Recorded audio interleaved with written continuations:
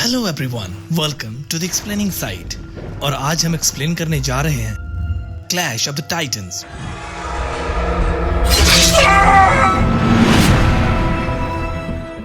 Film की शुरुआत होती है और हमें बताया जाता है कि इंसानों और देवताओं से भी पहले तब इस धरती पर महादेवों यानी शक्तिशाली टाइटंस का राज था। पर उनके बेटे ज़्यूस, पोसाइडन और हेडिस ने उनकी हुकूमत खत्म कर दी। ज़्यूस ने अपने भाई हेडिस से एक ऐसा भयानक दरिंदा बनवाया जो टाइटंस को हरा सके। तब हेडिस ने अपने मान से एक खतरनाक क्रैकन की रचना की। ज़्यूस स्वर्ग के राजा बने, पोसाइडन बने समंदर के राजा और हेडिस के हाथ आई अंडरवर्ल्ड यानी काली दुनिया की हुकूमत। वही मनुष्य की रचना ज़्यूस ने की और उन्हीं इंसानों की प्रार्थनाओं ने देवताओं को अमर बना दिया। पर गुजरते वक्त के साथ इंसान भी बदल गया। वो देवताओं को चुनौती देने लगा और इंसानों ने देवताओं से बगावत कर दी।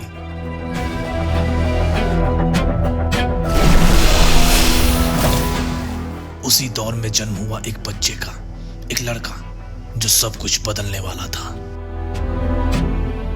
अगले सीन में हम एक ताबूत को समंदर में देखते हैं जिसे एक मछुआरा जिसका नाम स्पाइरस था उसे पकड़ता है। और जब वो ताबूत को खोलता है तो उसमें एक औरत और एक नवजात बच्चा मिलता है।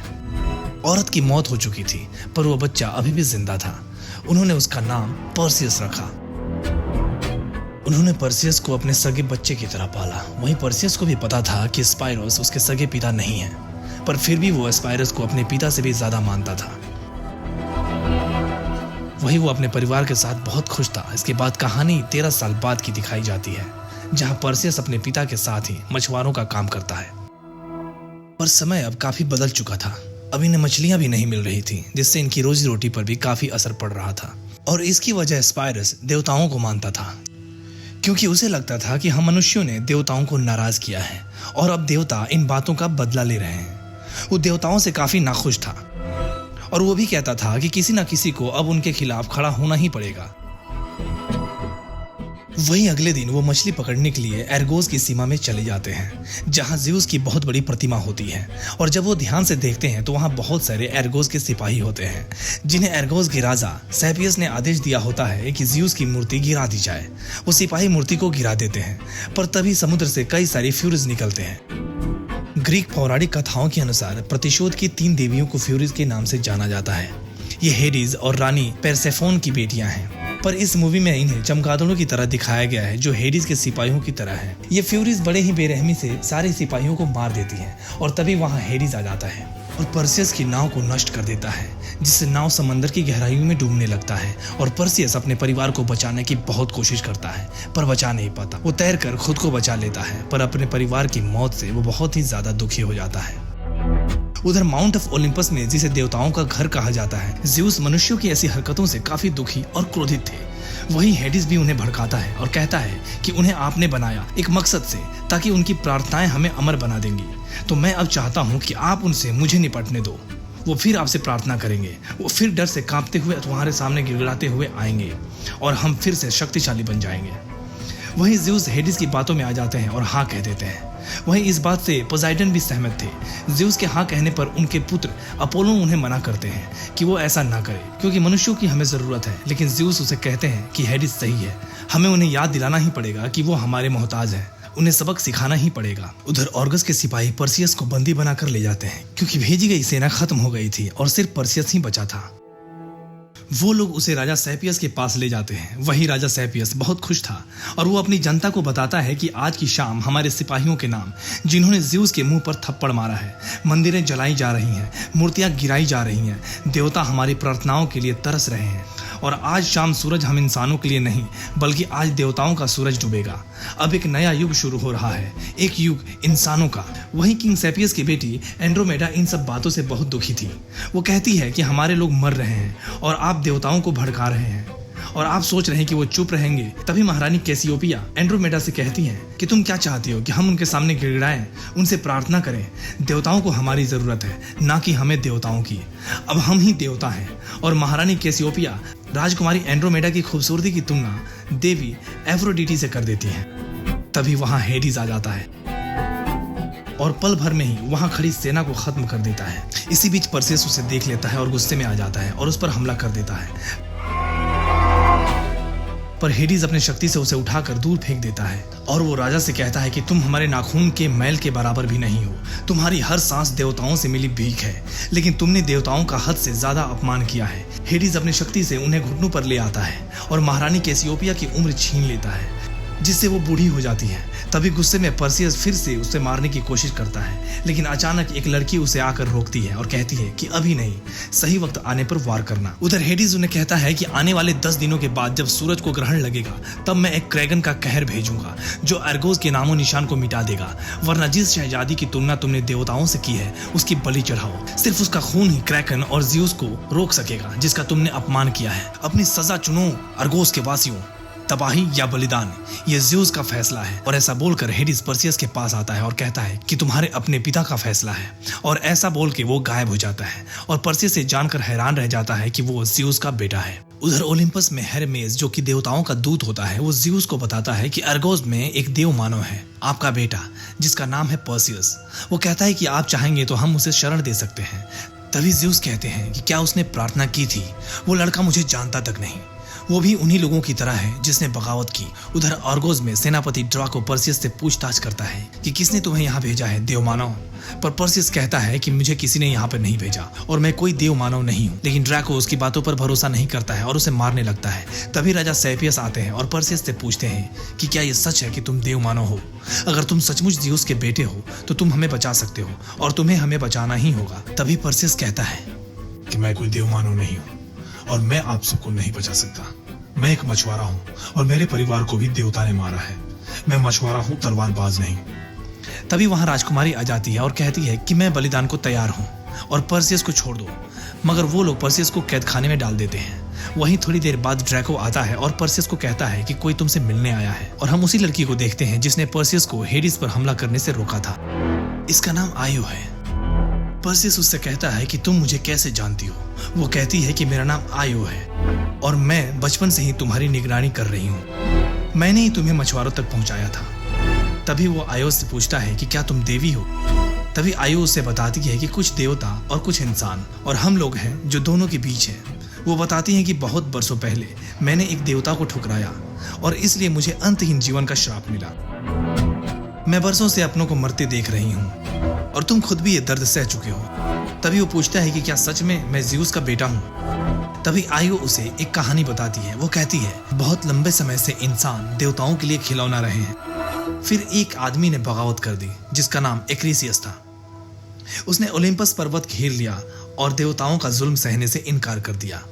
कहते हैं कि दूसरे देवता एक्रीसियस और उसकी सेना को मिटा देना चाहते थे, पर ज़्यूस को इंसानों से प्यार था, इसीलिए उसने एक्रीसियस को सबक सिखाने का फैसला किया। उन्होंने राजा एक्रीसियस का रूप धारण किया और वहां पहुंच गए जहां रानी सो रही थी।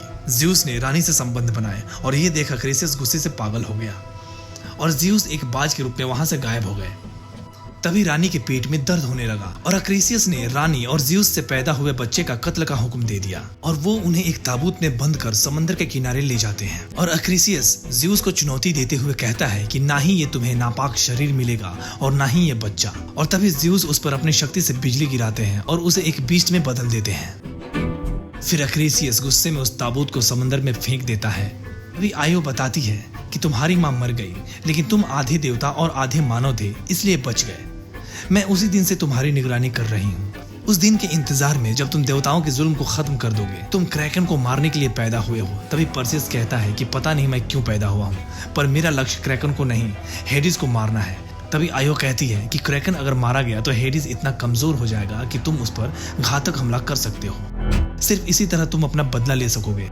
तभी पर्सियस कहता है कि राजा सेपियस से बोलो कि वो मुझे छोड़ दे। वही आयो ड्रैको को बताती है कि क्रैकन को कैसे मारना है, ये हमें सिर्फ स्टीजन की डायने बता सकती हैं। तभी ड्रैको कहता है कि डायने इतनी दूर है कि वहां तक फौज नहीं पहुंच पाएगी, वहां इंसान नहीं पहुंच सकता। तभी वो कहती है कि देव मानव पहुंच सकता है। वही राजा सेपियस के हुक्म से ड्रैको कुछ सिपाही लेकर पर्सियस और आयो के साथ स्टीजन की डायनों को ढूंढने के लिए निकल जाता है। दूसरी तरफ हेडिस एक्रीसियस के पास जाता है, जो कि अब कैलेबोस के नाम से जाना जाने लगा था। वो अब अकेला और अज्ञात तरीके से रहता था। तभी हेडिस उससे बताता है कि हम दोनों का एक ही दुश्मन है, ज़्यूस मेरा भाई। तभी कैलेबोस कहता है कि तुम मुझसे क्या चाहते हो?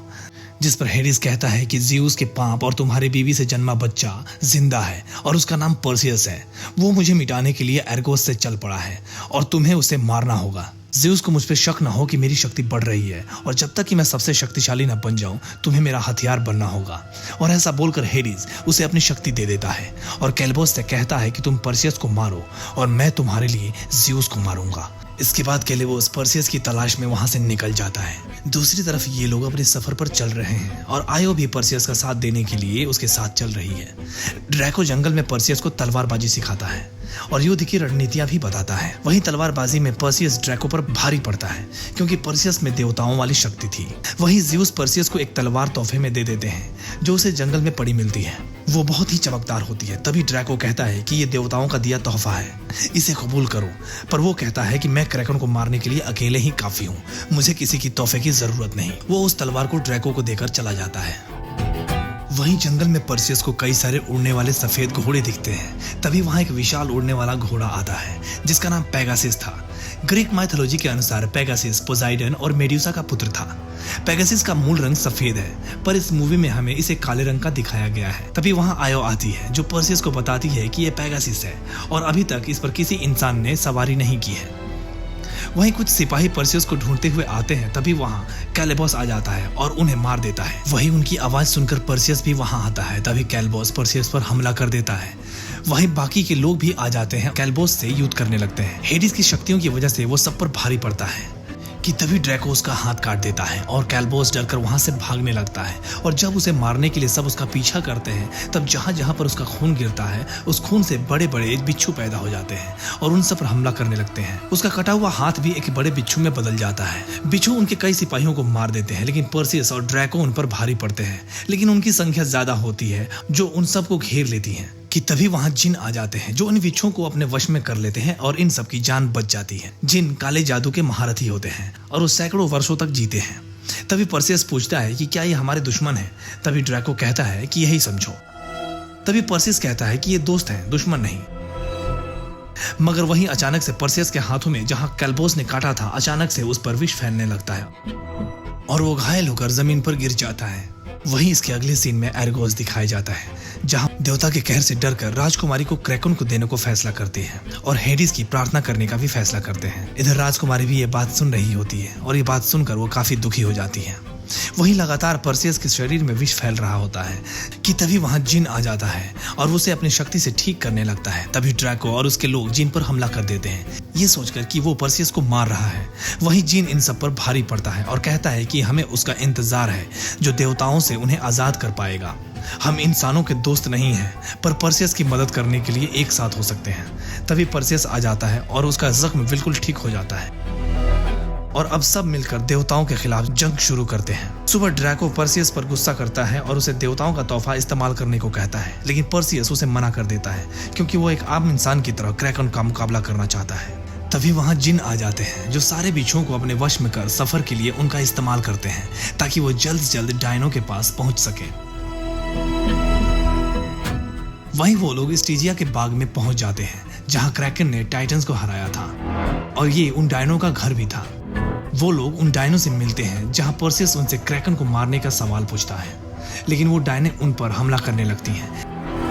तभी पर्सियस उनकी आंखों को खाई में फेंकने लगता है क्योंकि वो तीनों डायने एक ही आंख से देखती थी और वो किसी का भी भूत, वर्तमान और भविष्य बता सकती थी। वो डायने बताती है कि एक ही तरीका है पर तुम्हारे लिए नामुमकिन है। द गॉर्गन मेड्यूसा, उसको देखते ही हर जानदार चीज पत्थर की बन जाती है और उसका कैद खाना स्टाइक्स नदी के पार है, काली दुनिया के किनारे। पर तभी ड्रैको कहता है कि मेड्यूसा को काबू में करना नामुमकिन है। तभी पर्सियस कहता है कि हम उनकी गर्दन काट देंगे। ये बोल पर्सियस उन डायनो की आंखों को उन्हें लौटा देता है और स्टाइक्स नदी की तरफ निकल जाता है। वहीं कुछ जिन उनके साथ नहीं जाते क्योंकि उन्हें लगता है कि वो लोग मर जाएंगे। वहीं पर्सियस से ज़्यूस मिलने आते हैं। तभी पर्सियस पूछता है कि तुम कौन हो? तभी ज़्यूस कहते हैं कि तुम मुझे बाबा कह सकते हो। वही ज़्यूस उसे मना करते हैं कि वो क्रैकन से दूर रहे। तुम क्रैकन को हरा नहीं सकते, हेडिस तो दूर की बात है, मारे जाओगे और फिर भी एर्गोस मिट जाएगा। तभी पर्सियस कहता है कि इतना यकीन है तो क्यों आए हो यहाँ? तभी ज़्यूस कहते हैं कि तुम मेरा खून हो और मेरे बेटे हो। वक्त आ गया है कि तुम स्वर्ग में चलो और देवता की तरह रहो। तभी परसेस कहता है मैं देवता की जिंदगी से ज्यादा इंसानों की तरह मरना पसंद करूंगा। आपने इंसानों को बनाया पर आप उन्हें नहीं जानते। हम जीते हैं, लड़ते हैं, मरते हैं अपनों के लिए, और हेडिस से कह दो कि मैं आ रहा हूँ। तभी ज़्यूस कहते हैं कि ये एक मौका है, दोबारा नहीं दूंगा। तभी वो उसे एक सोने का सिक्का देते हैं और कहते हैं कि मौत का सफर थोड़ा महंगा है, और ऐसा बोल के वो वहां से चले जाते हैं। और वो शिकारी तभी परसेस से कहते हैं कि हम काली दुनिया से नहीं लड़ सकते, और वो उसे एक ढाल जो कि बिच्छू की कवच से बनी थी उसे देकर वहां से चले जाते हैं। वहीं परसेस बाकी के लोगों से कहता है कि आप लोगों ने डायनो की बात तो सुनी, लेकिन मैं उन्हें गलत साबित करके रहूंगा। मुझे मौका दीजिए, मुझे आप लोगों की मदद चाहिए, क्योंकि उन्हें भी यकीन नहीं था कि वो मेड्यूसा को और क्रैकन को हरा पाएंगे। लेकिन तब भी वो लोग परसेस पर विश्वास करते हैं और उसका साथ देने के लिए तैयार हो जाते हैं, और वो लोग आगे बढ़ते हैं, और कैल्बोस भी अपना बदला लेने के लिए उनका पीछा कर रहा है। वो लोग स्टाइक्स नदी के किनारे पहुंच जाते हैं और खैरोन का इंतजार करते हैं, क्योंकि ग्रीक माइथोलॉजी के अनुसार खैरोन एरेबस और एनेक्स का बेटा था, जो मृतकों की आत्माओं को नर्क के द्वार लेकर जाया करता था।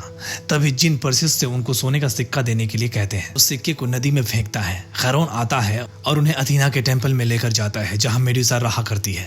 तभी एक सिपाही होता है जो पूछता है कि हमें लड़ना किससे है, क्या वो भी एक बीस्ट है। तभी आयो बताती है कि मेड्यूसा बहुत सुंदर थी, जिस पर पोसाइडन का दिल आ गया था। मेड्यूसा भागकर अथीना के टेंपल गई थी कि वो उनकी रक्षा करेगी, पर ऐसा नहीं हुआ। पोसाइडन ने उसकी इज्जत लूट ली। मेड्यूसा देवी से मदद मांगती रही, पर देवी ने सिर्फ घृणा के अलावा कुछ नहीं दिया, और शाप दे दिया कि कोई भी मेड्यूसा के पास न जाए। उसके बदले उसके सामने कोई भी जानदार चीज जो उसे नजर मिलाएगा वो पत्थर का हो जाएगा। लेकिन आयो कहती है कि मैं अंदर नहीं जा सकती, क्योंकि शाप देते समय अथीना ने मेड्यूसा को इतनी राहत दी कि वो किसी औरत का नुकसान न पहुंचा सके। मंदिर में सिर्फ आदमी ही जा सकते हैं, हालांकि आज तक कोई लौटकर नहीं आया। वहीं वो लोग अथीना के मंदिर पहुंच मेड्यूसा को ढूंढने लगते हैं कि तभी मेड्यूसा तीर से उन पर हमला कर देती है और बारी बारी से कुछ सिपाहियों को पत्थर का बना देती है। सिर्फ ड्रैको, जिन और परसेस ही बचते हैं, और वो रणनीति बनाकर मेड्यूसा पर हमला करते हैं। जैसे ही मेड्यूसा परसेस पर हमला करती है, दूसरी ओर से जिन उस पर हमला कर देता है और मेड्यूसा उसे पकड़कर पत्थर की बनाने की कोशिश करती है। मगर जिन की जादू की वजह से वो मेड्यूसा की आंखों में देखने के बावजूद भी पत्थर का नहीं बनता। मगर तभी जिन खुद को विस्फोट कर खुद को खत्म कर देता है, जिसकी वजह से थोड़े पल के लिए मेड्यूसा कमजोर हो जाती है, और इसी दौरान ड्रैको भी उस पर हमला करता है। पर मेड्यूसा ड्रैको की आंखों में देखकर उसे पत्थर का बनाकर उसे तोड़ देती है, और उसी वक्त परसेस अपने ढाल के प्रतिबिंब में उसकी छवि देखकर उस पर अचूक वार करता है, जिससे उसका सिर धड़ से अलग हो जाता है, और यहाँ मेड्यूसा का अंत हो जाता है। वहीं परसेस अकेला मेड्यूसा के सिर को लेकर के टेंपल से बाहर आता है। वहीं आयो उसे देखकर खुश होती है कि तभी पीछे से कैल्बोस आयो पर हमला कर देता है और उसे मार डालता है। परसेस को बहुत गुस्सा आता है और वो उस पर हमला कर देता है, मगर हेडिस की शक्तियों की वजह से वो बहुत ही ताकतवर है, जिससे वो परसेस पर भारी पड़ता है और वो उसकी तलवार तोड़ देता है और उसे उठाकर फेंक देता है। तभी परसेस को जमीन पर ज़्यूस के द्वारा दी गई तलवार दिखती है और वो उसे उठाकर कैल्बोस पर हमला करता है और उसे मार डालता है। मरते मरते कैल्बोस उससे कहता है कि तुम देवताओं की तरह मत बनना। इतना कहकर वो पहाड़ से नीचे गिर जाता है। परसेस आयो के पास जाता है और वो कहती है कि तुम जाओ, वक्त नहीं है, ग्रहण शुरू हो चुका है, जाओ वरना देर हो जाएगी, और अब आगे का रास्ता सिर्फ तुम्हें ही तय करना है। और ऐसा बोल के वो धुंध में गायब हो जाती है। तभी पेगासस वहां आ जाता है और परसेस उस पर बैठकर एस्गोस की तरफ निकल जाता है। वहीं ग्रहण शुरू हो जाता है और ओलिम्पस में हेडिस ज़्यूस से क्रैकन को आजाद करने के लिए अनुमति मांगता है और ज़्यूस उसे अनुमति दे देते हैं। वहीं समुद्र की गहराइयों से क्रैकन निकलकर एर्गोस की तरफ बढ़ने लगता है। उधर एर्गोस के लोग अपनी जान बचाने के लिए राजकुमारी एंड्रोमेडा का जबरन पकड़कर क्रैकन को सौंपने के लिए लेकर जा रहे होते हैं। तभी क्रैकन समुद्र से निकलकर एर्गोस को तबाह करने लगता है और ओलिम्पस भी कांपने लगता है और हेडिस की शक्तियां भी बढ़ने लगती हैं। तभी हेडिस ज़्यूस से कहता है कि क्रैकन मेरा बच्चा है और वो मेरी शक्ति बढ़ाता है। तभी ज़्यूस उस पर नाराज होते हैं और कहते हैं कि यहाँ मेरी हुकूमत चलती है। पर तभी हेडिस अपनी शक्तियों से ज़्यूस को रोकता है, जिससे ये पता चलता है कि ज़्यूस से ताकतवर अब हेडिस हो चुका है। तभी हेडिस कहता है कि आपने मुझे धोखा दिया, काली दुनिया में भेजकर मुझे नफरत में डुबो दिया और खुद यहाँ ऐश करते रहे। तभी ज़्यूस कहते हैं कि हमें इंसानों का प्यार चाहिए। तभी हेडिस कहता है कि नहीं, मुझे नहीं, सिर्फ आपको चाहिए, क्योंकि मैं जीता हूं उनके डर पे। आपकी हुकूमत अब खत्म हुई। तभी ज़्यूस कहते हैं कि एर्गोस में अभी भी एक देवमानव है, पर्सियस। तभी हेडिस पर्सियस को रोकने के लिए एर्गोस जाता है तभी ज़्यूस को अपने किए पर पछतावा होता है। वहीं पर्सियस भी एरगोस पहुंच जाता है। तभी हेडिस उसे रोकने के लिए फ्यूरिस को भेजता है और फ्यूरिस उसके हाथों से मेडुसा का सिर लेकर भागने लगते हैं। वहीं पर्सियस मेडुसा के सिर को पाने के लिए फ्यूरिस के पीछे भागता है। उधर क्रैकन भी पूरी तरह से पानी से बाहर निकल जाता है और एरगोस को तबाह करने लगता है। तभी फ्यूरिस से झपटकर पर्सियस मेडुसा का सिर छीन लेता है और जैसे ही क्रैकन एंड्रोमेडा को खाने के लिए जाता है, पर्सियस उसकी आंखों के सामने मेडुसा का सिर रख देता है और वहीं क्रैकन की नजर मेडुसा की आंखों पर चली जाती है और क्रैकन भी पत्थर में बदलने लगता है। वहीं पर्सियस को रोकने के लिए एक व्यक्ति उस पर हमला करता है। तभी राजा उसे रोकने लगता है, मगर वो राजा को ही मार देता है। तभी क्रैकन टूटकर बिखरने लगता है और उसके टुकड़ों से दबकर राजा की मौत हो जाती है। वहीं पर्सियस मेडुसा के सिर को समंदर में फेंक देता है। तभी हेडिस पर्सियस को मारने के लिए सामने आ जाता है, मगर पर्सियस ज़्यूस की दी हुई तलवार से हेडिस पर हमला करता है और हेडिस को पाताल लोक में कैद कर देता है। वहीं राजकुमारी की जान भी बच जाती है। राजकुमारी पर्सियस को एरगोस का राजा बनने के लिए कहती है, पर वो कहता है कि आप एक अच्छी रानी बनेंगी, और ऐसा बोलकर वो पेगासस पर बैठकर वहां से चला जाता है। वहीं इसके बाद के सीन में हमें उसी जगह को दिखाया जाता है जहां ज़्यूस की बहुत बड़ी प्रतिमा गिराई गई थी। वहीं पर्सियस के परिवार को हेडिस ने खत्म किया था। पर्सियस वहां पर उन्हें याद कर रहा होता है। तभी ज़्यूस वहां आते हैं और कहते हैं, ओलिम्पस तुम्हारे एहसान का कर्जदार है और मैं भी। तभी पर्सियस कहता है कि हेडिस बच गया, मैंने उन्हें वापस काली दुनिया में भेज दिया। तभी ज़्यूस कहते हैं कि वो मौके के इंतजार में है कि कब इंसान कमजोर हो और वो उनकी कमजोरी से शक्तिशाली बने, क्योंकि हेडिस को मौका देना इंसानों के हाथ में है और वो हमेशा से था। लेकिन अब दुनिया जानती है कि एक आदमी है जो उसे रोक सकता है। ज़्यूस उससे कहते हैं कि तुम भले देवता ना बनना चाहो, पर तुम्हारे कारनामों के कारण लोग तुम्हें पूजेंगे पर्सियस। वो कहते हैं कि अगर तुम इंसान ही बनकर जीना चाहते हो तो मैं तुम्हें अकेला नहीं रखूंगा, क्योंकि आखिर तुम ज़्यूस के बेटे हो।